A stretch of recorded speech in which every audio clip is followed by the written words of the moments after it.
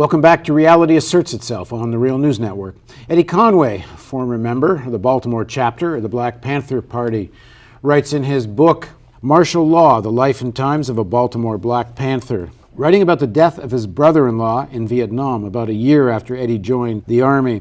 The loss of someone so young and vibrant always strikes at the heart.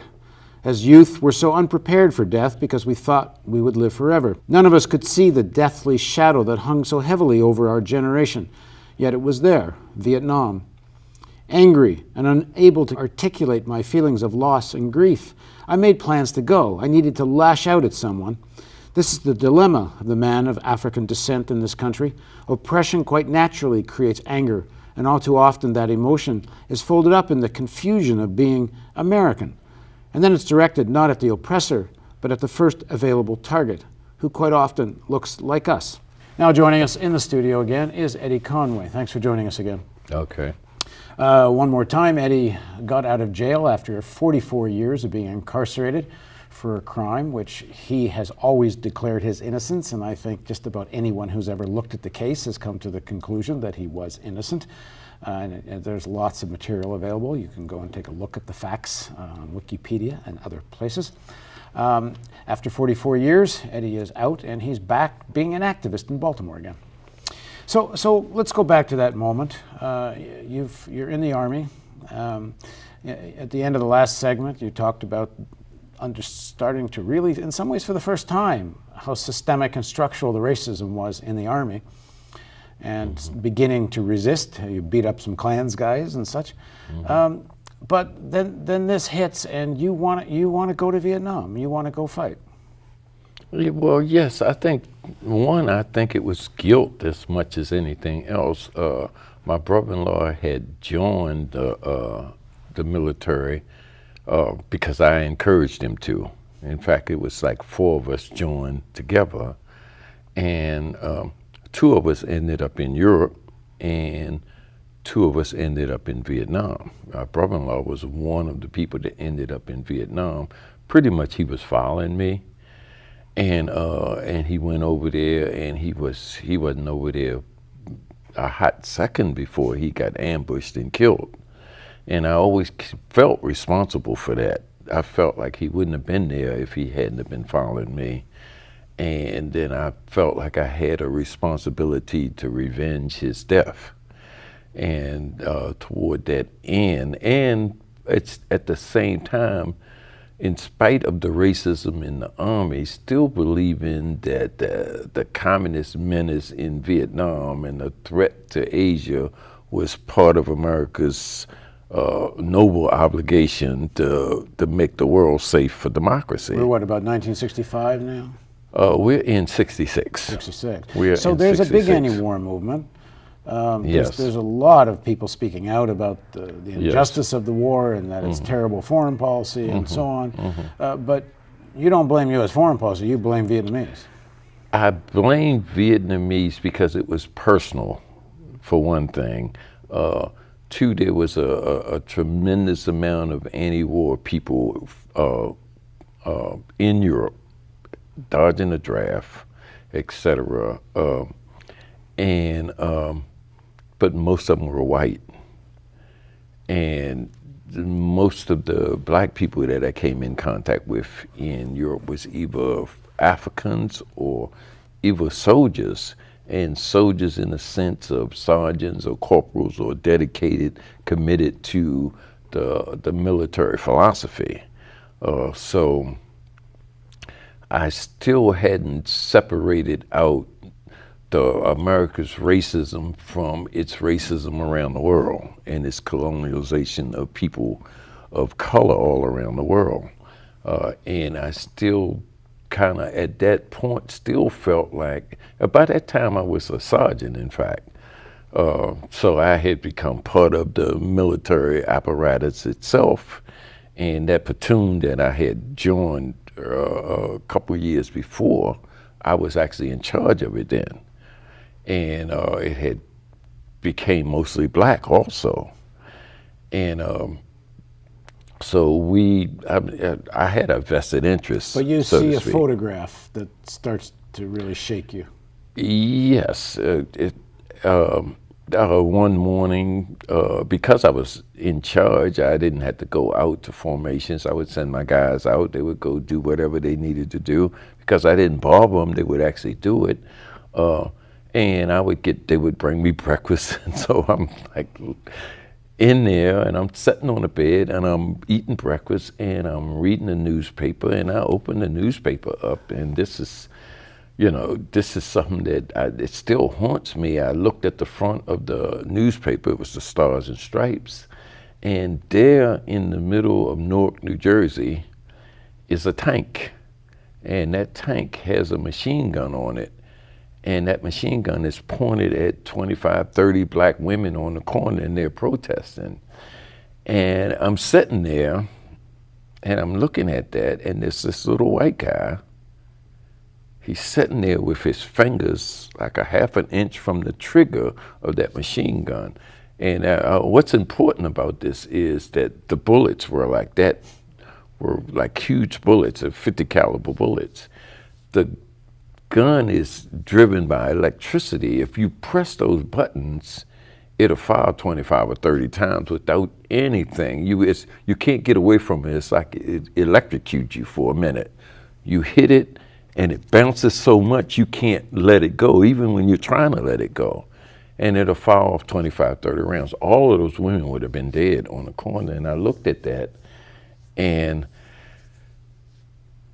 I said, dag, my mother could be in that crowd of black women there. So I read the story, and apparently the National Guard Armory had been robbed of some weapons by some black guys, and they went through the black community and locked up every black guy in the community, put them all in a stadium or somewhere, and then they went back and they tore up all the houses in the black community, ripped up the floorboards, whipped in the basements, tore out the walls and whatnot, looking for those guns.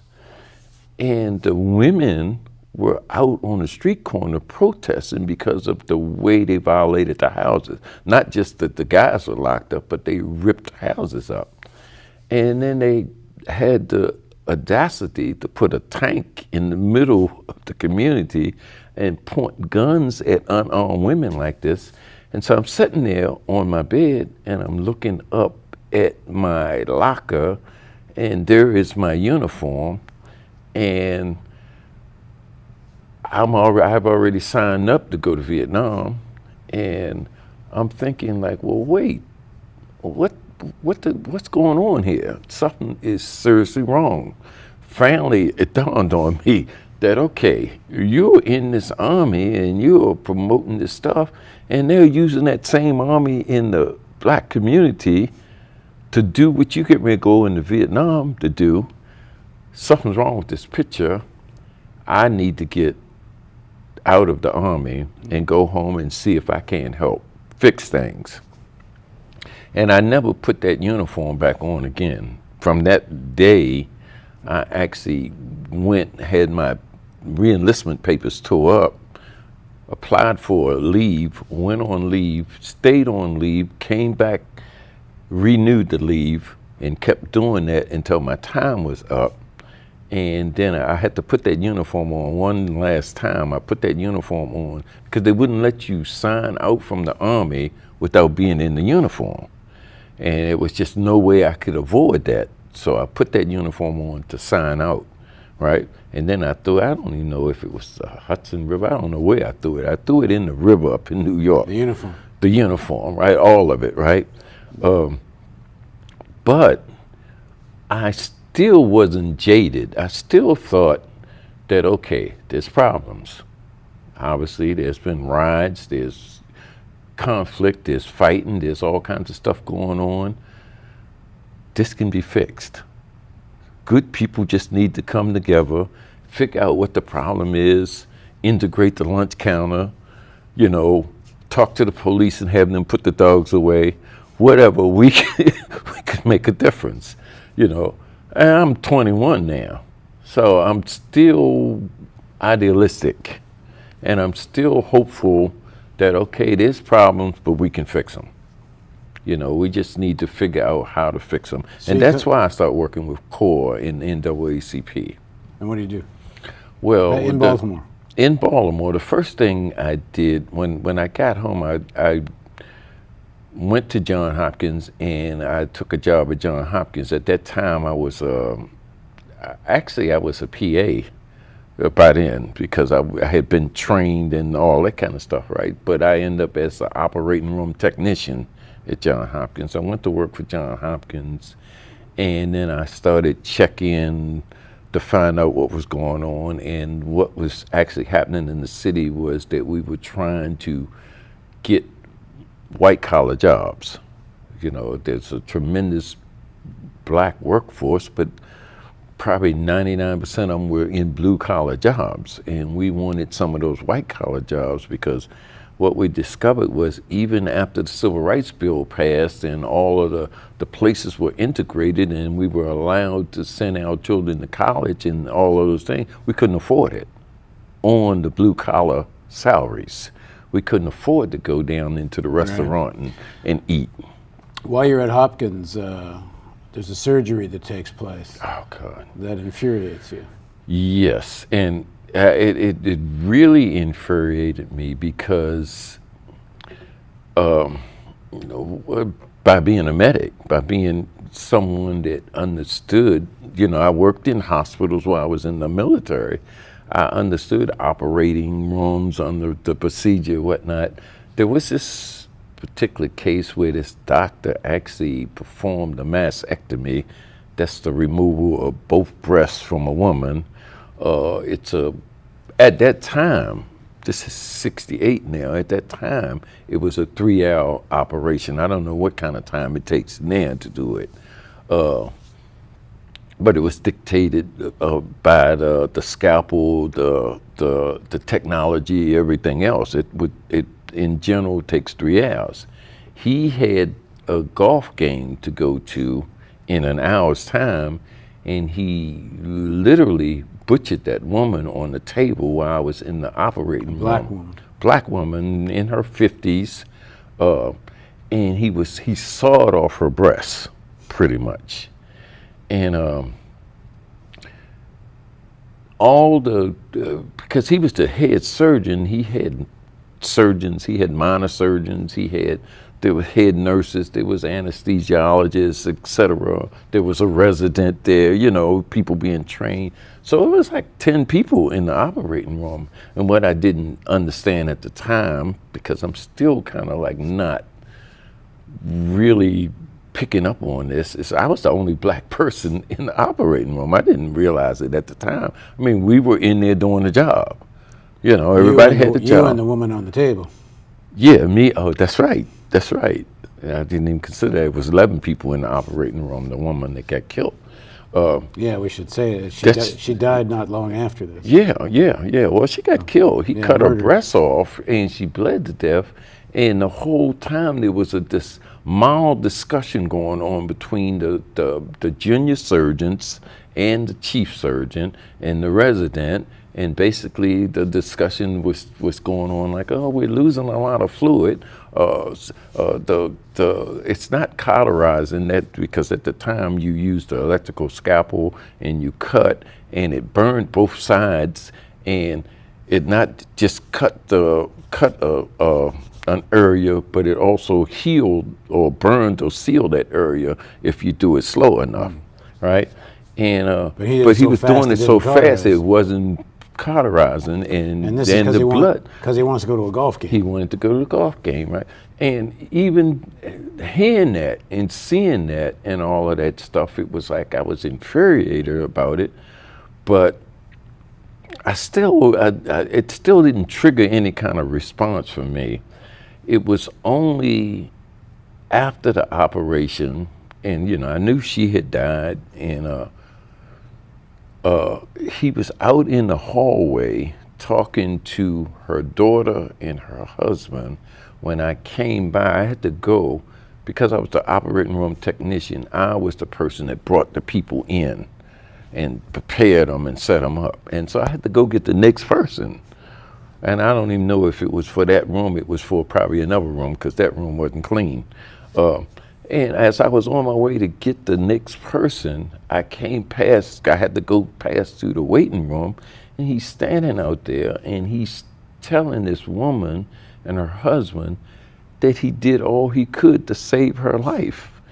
And I went temporarily insane. I have to admit to that. In the book, you mentioned that behind his back, he's holding his golf. Yeah, His, gloves, so I'm golf passing glove. behind him when he's saying it, and I'm seeing him. He's got his golf shoes on, and he's got his golf gloves in his hand. And I'm like, "You're lying, motherfucker," And I just went off, and I ended up hitting him, and I knocked him down, and of course, they called security on me, crazy black man loose in the hospital. I had to end up going to the administration, but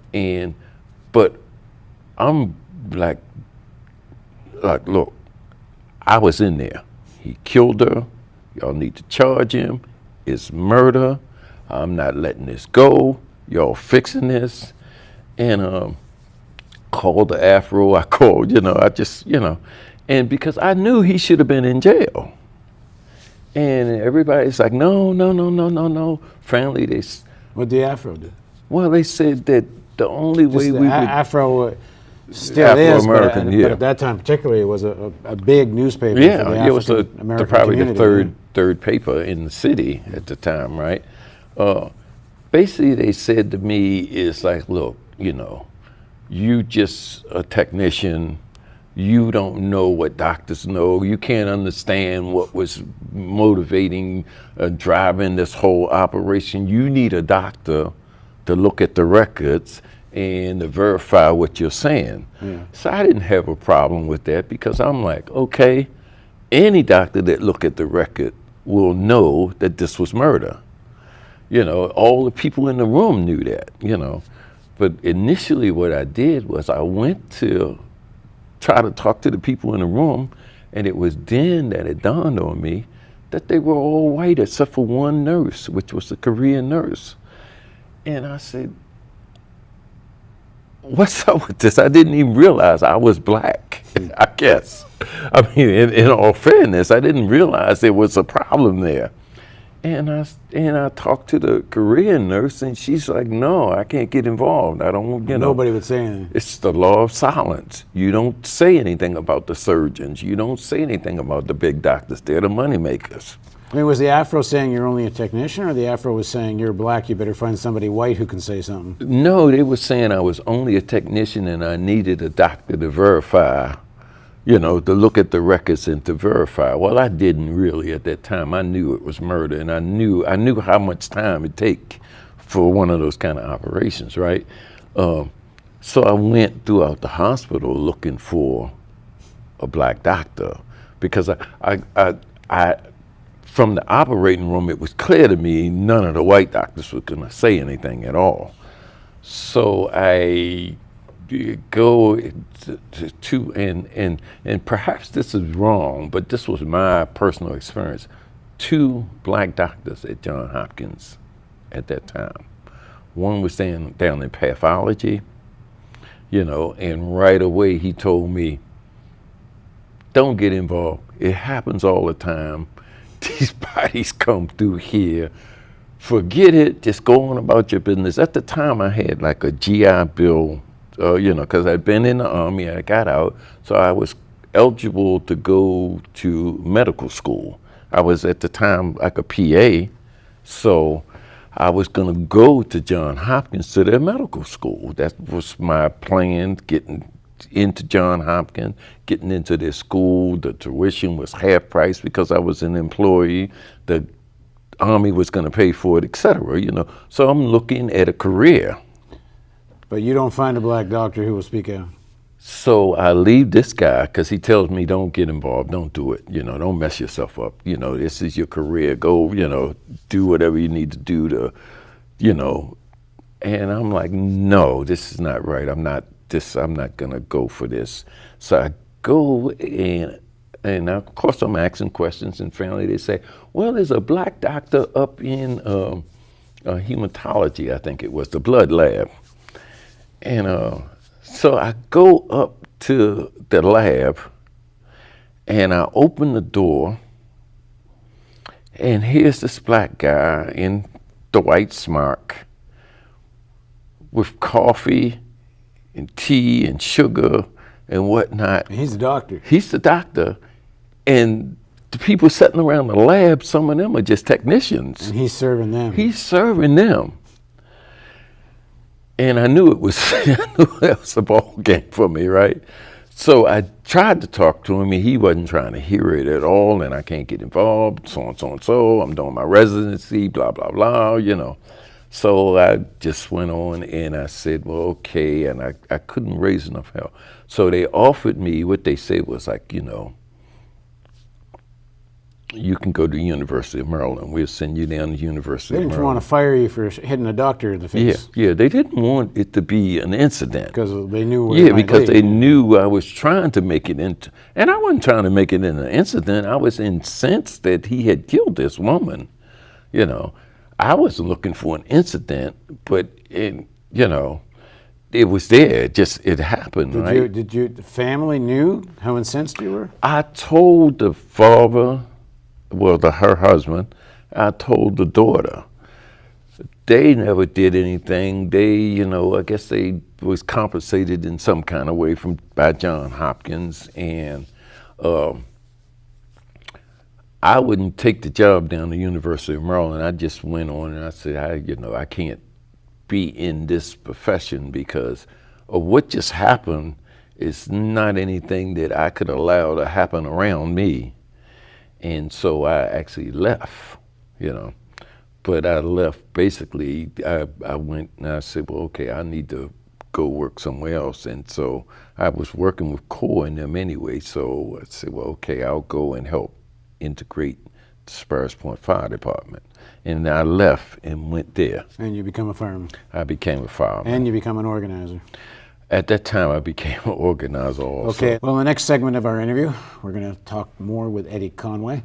He's now becoming not just enraged at what happened at Hopkins, but he's going to put that rage into becoming a much more conscious organizer.